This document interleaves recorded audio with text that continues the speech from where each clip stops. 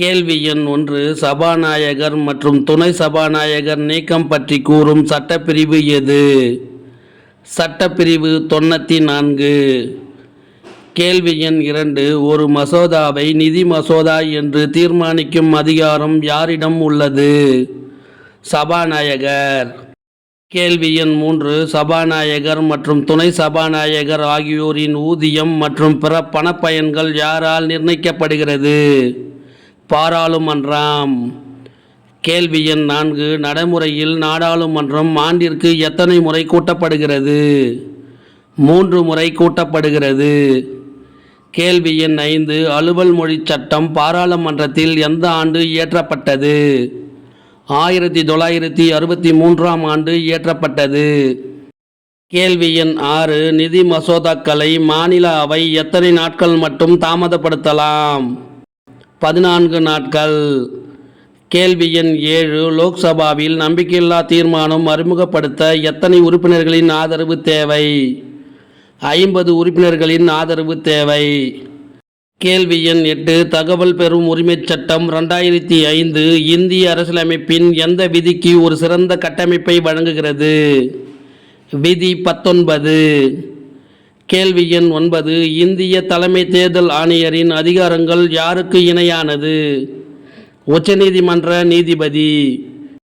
கேள்வி எண் 10. மின் ஆளுகை நீதிமன்றங்கள் திட்டம் எந்த ஆண்டு தொடங்கப்பட்டது? 2005. கேள்வி எண் 11. மாநில அளவில் லோக் ஆயுக்தா உறுப்பினர்களை நியமனம் செய்பவர் யார்?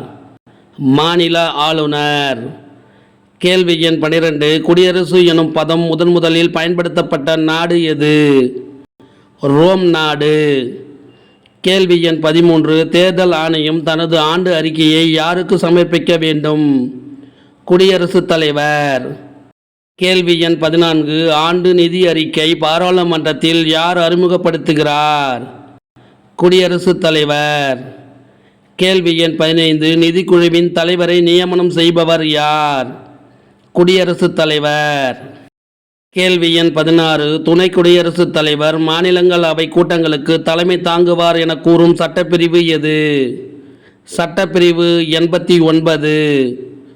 கேள்வி எண் 17. தகவல் அறியும் உரிமைச் சட்டம் நடைமுறைக்கு வந்த ஆண்டு எது? 2005 அக்டோபர் 12. கேள்வி எண் 18. தேசிய நீதித்துறை நியமன ஆணைச் சட்டம் எந்த ஆண்டு இயற்றப்பட்டது? 2014 டிசம்பர் 31. கேள்வி எண் 19. நீதிபதிகள் மக்களால் தேர்ந்தெடுக்கும் முறை எந்த நாட்டில் பின்பற்றப்பட்டது? பிரான்ஸ்.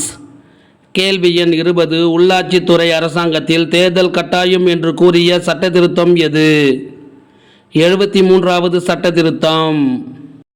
கேள்வி எண் 21. எந்த சட்டத்திருத்தம் டெல்லிக்கு சிறப்பு அந்தஸ்து வழங்கியது?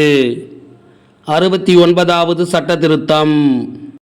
கேள்வி எண் 22. உயர்நீதிமன்ற நீதிபதிகளின் ஓய்வு பெறும் வயது 62 65 வயது வரை உயர்த்திய சட்டத்திருத்தம் எது? 104வது சட்டத்திருத்தம். கேள்வி எண் 23. எந்த சட்டத்திருத்தம் மூலம் கல்வி கற்கும் உரிமை வழங்கப்பட்டது? 86வது சட்டத்திருத்தம். கேள்வி எண் 24. எந்த சட்டத்திருத்தம் பொருளாதார ரீதியில் பலவீனமானவர்களுக்கு 10% இடஒதுக்கீட்டை உறுதிப்படுத்துகிறது? 103வது சட்டத்திருத்தம். கேள்வி எண் 25. 44வது சட்டத்திருத்தத்தின் மூலம் நீக்கப்பட்ட அடிப்படை உரிமை எது? சொத்துரிமை. இந்த வினாவிடை உங்களுக்கு பிடிச்சிருந்தா சின்னதாக ஒரு லைக் பண்ண மறக்காதீங்க. தேங்க்யூ.